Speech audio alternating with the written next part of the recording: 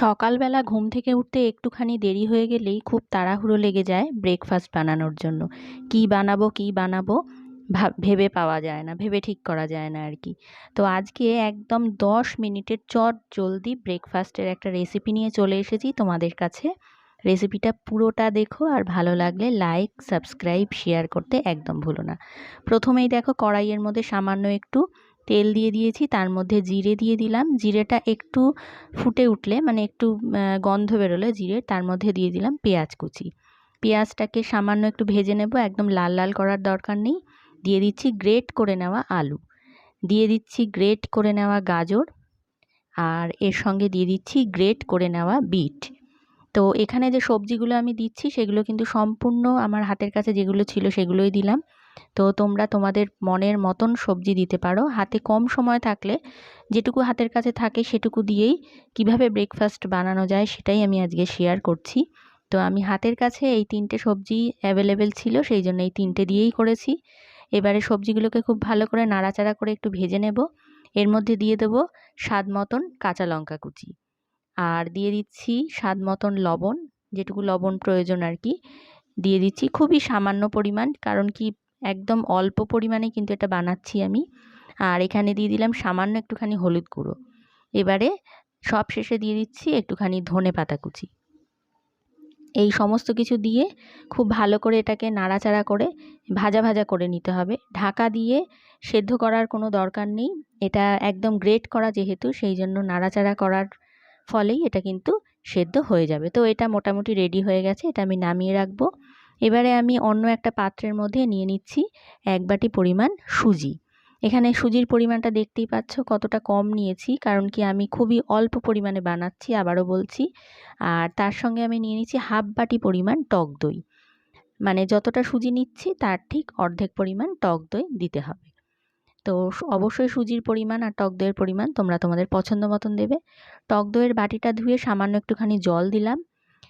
এবারে দিয়ে দিচ্ছি স্বাদ মতন লবণ, আর এর সঙ্গে দিয়ে দেব সামান্য একটুখানি চিনি, এটাকে ব্যালেন্স করার জন্য স্বাদটাকে। চিনিটা চাইলে তোমরা স্কিপ করতে পারো। দিয়ে দেব কারি পাতা, কারি পাতাগুলোকে একটু হাতের সাহায্যে কুচি করে দিতে পারো বা চাকু দিয়ে কেটেও দিতে পারো। তো আমি এখানে হাত দিয়ে রাফলি একটু ছিঁড়ে ছিঁড়ে দিয়ে দিলাম। এরপরে এটাকে খুব ভালো করে মিশিয়ে নিতে হবে এই সমস্ত কিছুকে, আর দিতে দিতেই বুঝবে যে তোমাদের জলের প্রয়োজন হবে কি না। তো আমার কিন্তু আর ওই 2 টেবিল চামচ মতন জল লেগেছিল এটা মাখার সময়। তো প্রথমেই এটাকে খুব ভালো করে মেখে নেব। বন্ধুরা, আজকের এই রেসিপিটা কিন্তু পুরোটা দেখো, বারবার অনুরোধ করব, এবং বাড়িতে অবশ্যই বানিও। বানালেই বুঝতে পারবে এটা কত ফাস্ট হয়ে যায়, একদম সহজে চটপট। আর এরপরে এই যে আমি পুরটা বানিয়েছিলাম, এই পুরটা আমি এর মধ্যে দিয়ে দিচ্ছি। আমার পুরোটা পুর দেওয়ার প্রয়োজন হয়নি। তো আমি এখানে বাটির থেকে চামচে করে ওই ধরো 4 থেকে 5 চামচ মতন আমি পুরটা দিয়েছি। আর তোমরা যদি বেশি করে বানাতে চাও তাহলে সুজির পরিমাণ বাড়িয়ে পুরের পরিমাণটাও বাড়িয়ে দিতে পারো। তো এবারে এই মিশ্রণটা দেওয়ার পরেও খুব ভালো করে টক দই আর সুজিটাকে ভালো করে মিশিয়ে নিতে হবে চামচের সাহায্যে।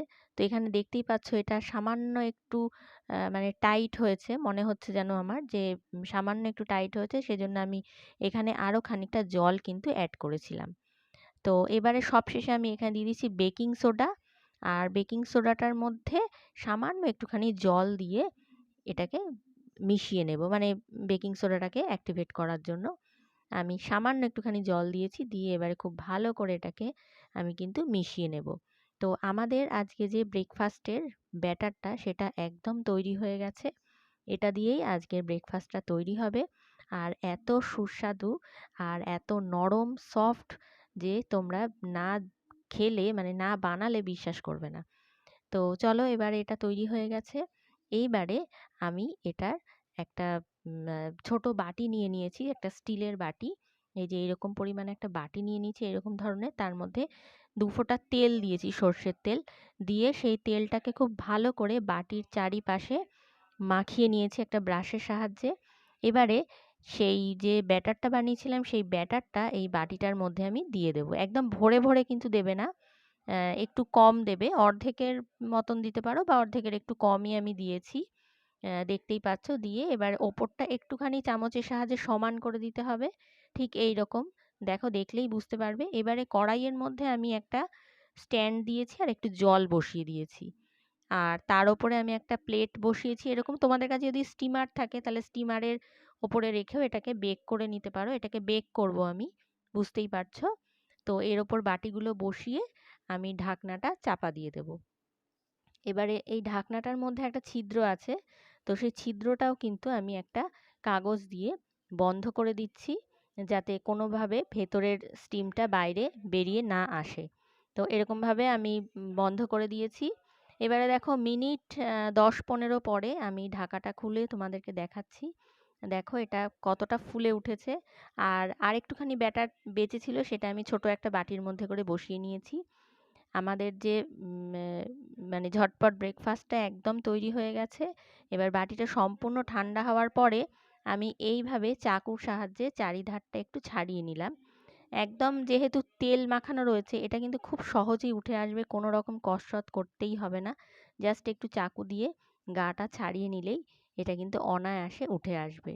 আর এটা দেখতেও যেমন সুন্দর হয়, খেতেও কিন্তু ততটাই সুন্দর, ততটাই টেস্টি।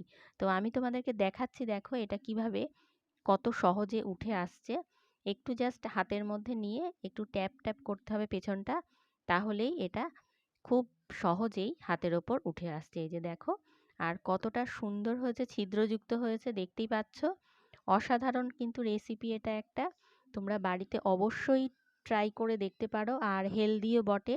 এর মধ্যে কিন্তু চাল বা আটা বা ময়দা কোনো কিছুই নেই, আর অনেক রকম ভেজিস দেওয়া থাকে বলে এটা যথেষ্ট হেলদি শরীরের পক্ষে। আর তেলের পরিমাণটা তো তোমরা দেখতেই পেলে যে কতটুকু পরিমাণ তেলে আমি আজকে এটা বানালাম।